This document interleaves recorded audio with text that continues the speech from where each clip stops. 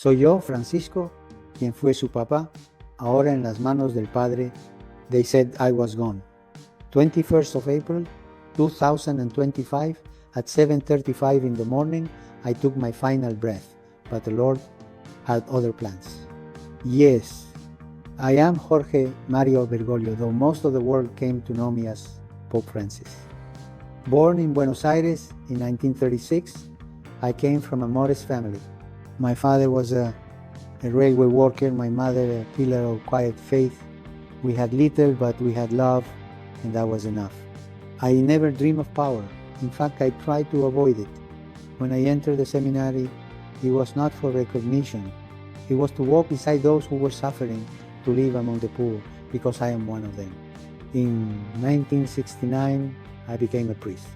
In 1973, I led the Jesuits in Argentina, and through it all, I sought one thing: to be present in slums, in prisons, in silence.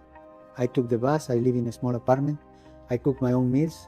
I wanted to lead by walking beside, not ahead of. Then came 2013. The cardinals chose me to become the next pope. I chose the name Francis after the humble saint of Assisi, who loved creation and embraced the poor. I tried to follow that example. I spoke of mercy, of tenderness. I reminded the world that judgment does not heal, but compassion does.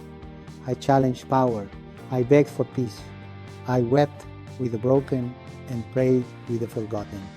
And then came the illness, the pain, the fading breath. They said I died, but listen to me now, I live. Not for my sake, but for this message. Let us not close our hearts.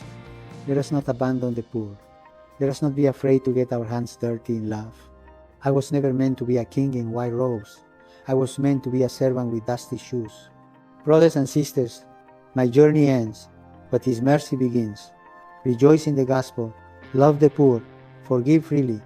I go ahead, but remain with you in prayer and peace. Peace be with you, always. And before I return to the silence, let me pray one more time. The prayer I have carried in my heart my whole life. Señor, tómame como soy, con mis defectos, con mis limitaciones, pero hazme ser lo que tú deseas de mí.